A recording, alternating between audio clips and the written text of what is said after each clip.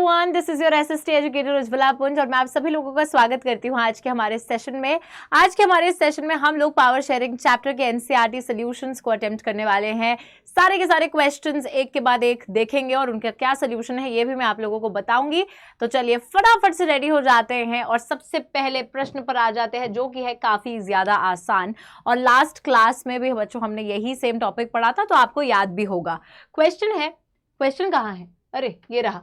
What are the different forms of power sharing in modern democracies? Give an example of each of these. यानी कि बच्चों different forms of power sharing की बात करी जा रही है और सबका एग्जाम्पल देने की बात करी जा रही है। हम आराम से इसको लिख सकते हैं। सबसे पहला फॉर्म ऑफ पावर शेयरिंग होता है हॉरिजॉन्टल डिस्ट्रीब्यूशन ऑफ पावर, जहां पे आप अलग अलग क्या है ऑर्गन्स के बीच में पावर को डिस्ट्रीब्यूट करते हो who are at the same level. एक ही लेवल पे अलग अलग ऑर्गन्स को पावर देते हैं, हर ऑर्गन एक दूसरे पे चेक रखता है और एक बैलेंस मेंटेन करके रखता है। इसको system of checks and balances भी बोला जाता है। एग्जाम्पल के तौर पे आप यही लिख सकते हो कि इंडिया के अंदर जिस तरीके से लेजिस्लेचर, एग्जीक्यूटिव और जुडिशरी के बीच में पावर को डिवाइड किया जाता है। दूसरा फॉर्म पावर शेयरिंग आता है फेडरल डिविजन ऑफ पावर, यानी कि वर्टिकल डिविजन ऑफ पावर, यानी कि जब आप पावर को डिफरेंट लेवल्स के बीच में बांट देते हैं, सेंट्रल लेवल, स्टेट लेवल और हो सकता है तीसरा जो है लोकल लेवल भी एग्जिस्ट करता हो। तो general government for entire country and governments at provincial and regional level for different regions and states. ये जो डिवीजन है पावर्स का, it involves higher and lower levels of government. Vertical division of power इसको बोला जाता है। उसके बाद बच्चों इसको फेडरलिज्म बोला जाता है। वैसे थर्ड आता है कम्युनिटी गवर्नमेंट, या फिर आप जब लिखते हो among different social groups, among different social groups, अलग अलग सोशल ग्रुप्स के बीच में पावर को बांटना, यानी कि बच्चों रिलीजियस लिंग्विस्टिक ग्रुप्स भी हो सकते हैं। तो यहाँ पर आप कम्युनिटी गवर्नमेंट का भी एग्जांपल लिख सकते हैं, प्लस आप लिख सकते हैं the system of reserved constituencies in India. And lastly यहाँ पर आ जाता है political parties, pressure groups and movements के बीच में पावर को शेयर करना, जहां पर यही बोला जा रहा है कि ऐसा जब पॉलिटिकल पार्टीज के बीच में कॉम्पिटिशन होता है तो पावर किसी एक के हाथ में नहीं रहती है, बल्कि कोalition के थ्रू या फिर अलायंस बिल्डिंग के थ्रू बहुत सारी पार्टीज जो है पावर को एक साथ एक्सरसाइज करती हैं। साथ ही में बच्चों हम लोग देखते हैं पॉलिटिकल पार्टीज के बाद प्रेशर ग्रुप्स और मूवमेंट्स के बारे में भी आप लिख सकते हो कि अलग अलग प्रेशर ग्रुप्स जैसे इंडस्ट्रियलिस्ट, बिजनेसमैन, ट्रेडर्स, फार्मर्स के होते हैं, जो कि बाहर से रहकर ही पॉलिटिक्स को इन्फ्लुएंस करने की कोशिश करते हैं। चलिए इसके बाद, इस क्वेश्चन के बाद हमारा नेक्स्ट क्वेश्चन आता है। क्या है ये क्वेश्चन?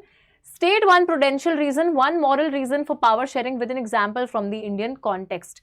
तो बेसिकली हम लोगों को यहाँ पे प्रूडेंशियल और मॉरल रीजन के बारे में लिखना है और फिर इंडिया के कंटेक्स्ट से एक एग्जाम्पल भी देना है। सबसे पहले बच्चों प्रूडेंशियल रीजन को देखिए। प्रूडेंशियल रीजन में लिखा है it is good because it helps to reduce the possibility of conflict between the social groups. As we know social conflict leads to violence, violence leads to instability.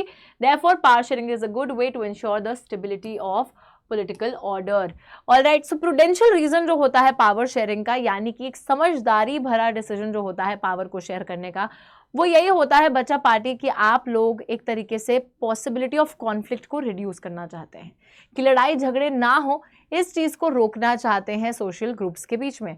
क्योंकि हम लोगों को पता है कि अगर लड़ाई झगड़े होंगे तो उससे हिंसा होगी, यानी कि वायलेंस होगी, और अगर वायलेंस होगी तो अल्टीमेटली पॉलिटिकल रूप से इंस्टेबिलिटी यानी कि अस्थिरता हम लोगों को देखने को मिलेगी। तो अगर राजनीतिक रूप में या किसी भी रूप में स्थिरता रखनी है तो पावर को पहले ही शेयर कर दीजिए। यहाँ पर बच्चों आप लोग एग्जाम्पल लिख सकते हो कि जैसे इंडिया के अंदर सिस्टम ऑफ रिजर्व्ड कॉन्स्टिट्यूएंसीज है, जिसके थ्रू हम लोगों ने ऐसी बहुत सी निगलेक्टेड कास्ट ग्रुप्स को, बैकवर्ड कास्ट ग्रुप्स को रिजर्वेशंस दी हैं, महिलाओं को भी रिजर्वेशंस दी हैं, ताकि क्या हो सके, ताकि बच्चों उनको इक्वल रिप्रेजेंटेशन मिल सके अलॉन्ग विद अदर पीपल। तो that is definitely an example that you can write in prudential reason. और फिर नेक्स्ट आता है मॉरल रीजन, जो कि यही बताता है कि पावर शेयरिंग के एक्ट ही बहुत वैल्यूएबल है, it is the very spirit of democracy. तो यहाँ पे बच्चों आप लोग fundamental rights and directive principles of state policy का एग्जाम्पल दे सकते हैं कि इंडिया के अंदर फंडामेंटल राइट्स और directive principles of state policy के थ्रू पावर को सभी के बीच में बराबर तरीके से शेयर किया जाता है। ऑलराइट, और इसके बाद हम लोग आ जाएंगे अपने तीसरे क्वेश्चन पर, और तीसरा क्वेश्चन क्या है, चलिए इसको भी पढ़ लेते हैं। आफ्टर रीडिंग दिस चैप्टर, इस चैप्टर को पढ़ने के बाद 3 students drew different conclusions. Which of these do you agree with and why, and give your reason in about 50 words. तो 3 बच्चों ने चैप्टर पढ़ा, 3 बच्चों के अलग अलग कंक्लूजन निकल कर आए। हर किसी ने अलग तरीके से चैप्टर की मीनिंग को इंटरप्रेट करा। तो चलिए पढ़ते हैं। सबसे पहले थॉमन बोल रहे हैं पावर शेयरिंग नेसेसरी है only in societies which have religious, linguistic और एथनिक डिविजन्स। तो ये बोल रहे हैं कि पावर शेयरिंग सिर्फ उस सोसाइटी में होनी चाहिए जहां पे कोई डिफरेंस एग्जिस्ट करता है, या तो वो रिलीजियस मामले में हो, या लैंग्वेज के मामले में हो, या एथनिक मामले में हो। तो जहां डिवीजन है सिर्फ वहीं पावर को शेयर किया जाना चाहिए।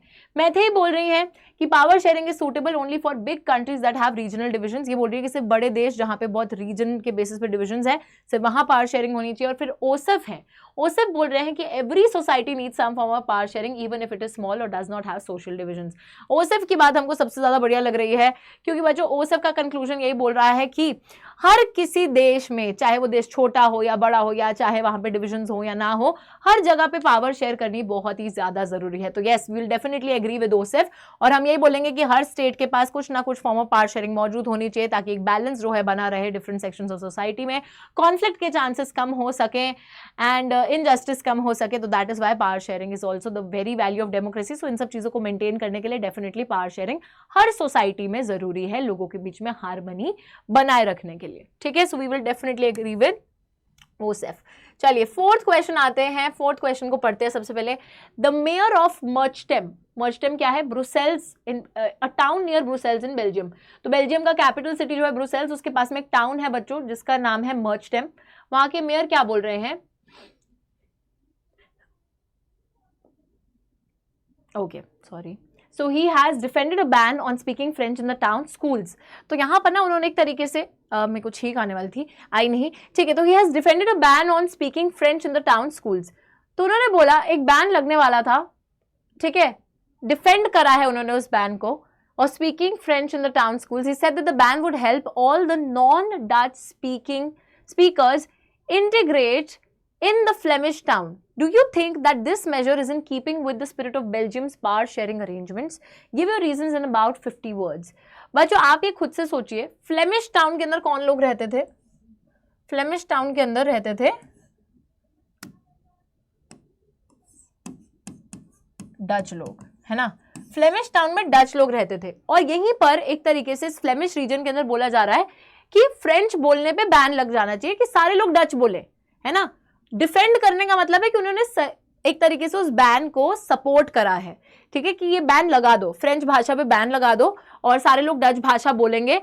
और मेयर ने ही टाउन के स्कूल में इस बैन को सपोर्ट करा कि हाँ फ्रेंच भाषा पे बैन लग जाना चाहिए और इस फ्लेमिश टाउन में सारे लोग डच बोलें, ताकि जितने नॉन डच स्पीकर्स हैं अगर वो भी डच बोलने लग जाएंगे तो सब लोग आपस में इंटीग्रेट साथ में मिलके बहुत खुशी से रहेंगे। क्या ये चीज बेल्जियम के पावर शेयरिंग अरेंजमेंट्स के साथ अलाइंड है कि नहीं है, तो ये हमको बताना है। तो ऑब्वियसली बच्चों बैन लगा देना, किसी को बोलना कि आप फ्रेंच भाषा में बात मत करो या सबको जबरदस्ती डच भाषा बुलवाना, डेफिनेटली बेल्जियम की पावर शेयरिंग अरेंजमेंट्स के साथ अलाइंड नहीं है।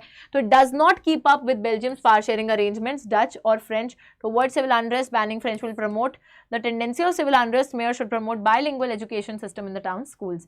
तो डेफिनेटली अगर आप लोग चाहते हैं कि लड़ाई झगड़े हो, कॉन्फ्लिक्ट हो, वायलेंस हो, तो डेफिनेटली इस बैन को लगा दो। पर अगर इस कॉन्फ्लिक्ट और वायलेंस की सिचुएशन से बचना चाहते हो, सिविल अनरेस्ट से बचना चाहते हैं, तो फिर ऐसा कोई बैन मत लगाइए, बल्कि स्कूल के अंदर एक बायलिंगुअल एजुकेशन सिस्टम, जहां पे जिसको जिस भाषा में पढ़ना है उस भाषा में पढ़ने दिया जाए, तो दोनों लैंग्वेजेस पढ़ाई जाए, फ्रेंच डच। तो बायलिंगुअल का मतलब क्या हो गया? दोनों लैंग्वेजेस में एजुकेशन दी जाए, तो वही सिस्टम अप्रोप्रिएट रहेगा, ना कि किसी पे ये रोक लगा देना, बैन लगा देना कि ये भाषा मत बोलो या ये बोलो। तो that definitely will not work. Alright, fifth question यहां पर आता है। फिफ्थ क्वेश्चन बहुत बड़ा सा क्वेश्चन लग रहा है, चलिए पढ़ते हैं। Read the following passage, pick out any of the prudential reasons for the power sharing offered in this. तो इस पैराग्राफ को पढ़ के हमें prudential reason को ढूंढना है पावर शेयरिंग का। चलिए पढ़ते हैं। Okay. We need to give more power to the panchayats to realize the dream of Mahatma Gandhi and the hopes of the makers of our constitution. Panchayati Raj establishes true democracy. It restores power to the only place where power belongs in a democracy, that is in the hands of the people. And giving power to panchayats is also a way to reduce corruption, increase administrative efficiency, and when people participate in the planning and implementation of developmental schemes, they would naturally exercise greater control over these schemes, and this would eliminate the corrupt middlemen. Thus, Panchayati Raj will strengthen the foundations of our democracy. तो basically बच्चों यहाँ पे पंचायती राज system की बात करी जा रही है कि उसको लाना या फिर उसको इम्प्लीमेंट करना एक काफ़ी क्रूशियल स्टेप है, क्योंकि सबसे ग्राउंड लेवल तक, लोएस्ट से लोएस्ट लेवल तक सारे लोगों को पावर मिलती है in the hands of the people. Democracy को आप बिल्कुल रूट्स तक लेकर जाते हो इसके थ्रू, है ना. एंड पंचायत को पावर देने से करप्शन कम होता है, एडमिनिस्ट्रेटिव एफिशिएंसी जो है, जो प्रभावी और ज़्यादा बन जाती है एडमिनिस्ट्रेशन.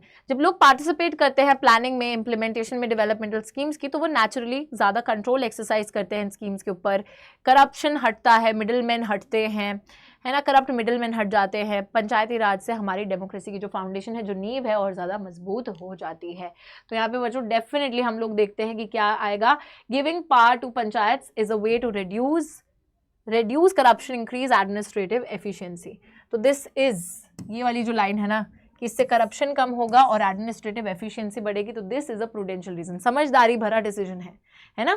समझदारी इसी चीज में है कि अगर करप्शन को कम करना है, एफिशिएंसी बढ़ानी है एडमिनिस्ट्रेशन की, तो पावर दे दो पंचायत को. तो this is a prudential reason from the paragraph. 6th question is here, and ये हमारा एक तरीके से क्या क्वेश्चन है, चलिए पढ़ते हैं.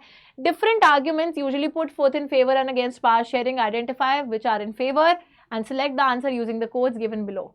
ओके, अभी कोड आएगा, उस कोड से पहले हमें वो वाली स्टेटमेंट्स ढूंढनी है जो कि पावर शेयरिंग के फेवर में है. कुछ चीजें पावर शेयरिंग के खिलाफ है, कुछ उसके फेवर में है, फेवर वाली ढूंढनी है. चलो, इससे पावर शेयरिंग से it reduces conflict among different communities. लोगों के बीच में, अलग अलग कम्युनिटीज के बीच में कॉन्फ्लिक्ट कम होती है, तो डेफिनेटली ये तो फेवर में ही है. Decreases the possibility of arbitrariness. Arbitrariness क्या होती है बच्चों? आर्बिट्ररी का मतलब होता है किसी भी ढंग से शासन करना, जो मन में आए कर देना. आर्बिट्ररीनेस की पॉसिबिलिटी कम होती है, तो कोई इंसान किसी भी तरीके से शासन ना कर सके. ऑब्वियसली पावर सेंट्रलाइज ना होकर अगर शेयर हो जाएगी, तो आर्बिट्ररीनेस की पॉसिबिलिटी भी डिक्रीज होगी, तो ये भी फेवर में है. उसके बाद डिलेज डिसीजन मेकिंग प्रोसेस, ये फेवर में नहीं है. अकोमोडेट्स डाइवर्सिटी, बहुत सारी भिन्नता को अकोमोडेट करता है, डेफिनेटली फेवर में है. इंक्रीजेज इंस्टेबिलिटी, डिविसिवनेस, बिल्कुल फेवर में नहीं है. Promotes peoples participation in government, लोग ज्यादा पार्टिसिपेट करते हैं, फेवर में है. Undermines the unity of a country, देश की यूनिटी को खराब कर देती है पावर शेयरिंग, तो ये तो बिल्कुल भी हमारे उसमें नहीं है. और जरा देख लेते हैं कोड 1 2 3 4 हमें कौन से, ए बी डी और एफ. ए बी डी और एफ, यानी कि बच्चों हमारा ऑप्शन ए बिल्कुल ठीक है. तो ए बी डी और एफ, ये चारों जो स्टेटमेंट्स हैं हमारे पावर शेयरिंग के बिल्कुल बिल्कुल हक में थी. ठीक है जी, आंसर है ए बी डी एफ. चलिए नेक्स्ट पे आ जाते हैं. नेक्स्ट है हमारा 7th क्वेश्चन. क्या बोल रहा है क्वेश्चन, चलो पढ़ लेते हैं इस चीज को, फिर समझ में आएगा. Consider the following statements about power sharing arrangements in Belgium and Sri Lanka. चलिए पढ़ लेते हैं. In Belgium, the Dutch-speaking majority people tried to impose their domination on the minority French-speaking community. बिल्कुल नहीं हुआ ऐसा. In Sri Lanka, policies of government sought to ensure the dominance of the Sinhala-speaking majority. यहाँ बोला जा रहा है कि श्रीलंका में जो गवर्नमेंट की पॉलिसीज थी, उससे सिन्हाला लोगों की मेजोरिटी जो है इंश्योर करी जा रही थी. बिल्कुल सही है, ये तो ट्रू है. बी वाला ट्रू है, याद रखिएगा. सी क्या है? Tamils in Sri Lanka demanded a federal arrangement of power sharing to protect their culture, language, equality of opportunity in education and jobs. ये भी बिल्कुल ठीक है. डी बोल रहा है the transformation of Belgium from unitary to a federal one prevented a possible division of the country on linguistic lines. बोला जा रहा है कि बेल्जियम जो यूनिटरी से फेडरल में शिफ्ट हो गई, यानी कि बेल्जियम पहले कहते यूनिटरी, यानी कि सारी पावर सेंट्रलाइज थी, बट फिर जब पावर को डिवाइड कर दिया, स्टेट में कम्युनिटी गवर्नमेंट को दे दिया, तो इसका जो ट्रांसफॉर्मेशन हुआ, एक तरीके से इस ट्रांसफॉर्मेशन की वजह से कंट्री का डिवीजन रुक गया. हो सकता था कि पहले कंट्री लैंग्वेज के बेसिस पे डिवाइड हो सकती थी, बट इस पावर शेयरिंग की वजह से या फेडरलिज्म की वजह से रुक गया वो डिवीजन. बिल्कुल सही है. तो ये तीनों स्टेटमेंट्स हैं, बी सी डी बिल्कुल ठीक है बच्चों. एंड आई थिंक यहाँ पर ऑप्शन डी जो है वो बिल्कुल बिल्कुल करेक्ट है. Yes, B C and D are definitely correct. तो ये हमारा ऑप्शन डी, बी सी और डी करेक्ट है. चलिए नेक्स्ट क्वेश्चन पर आ जाते हैं. नेक्स्ट क्वेश्चन है match list 1 with list 2, select the correct answer using the codes. चलिए लिस्ट 1 और लिस्ट 2 को पहले मैच कर लेते हैं फटाफट से.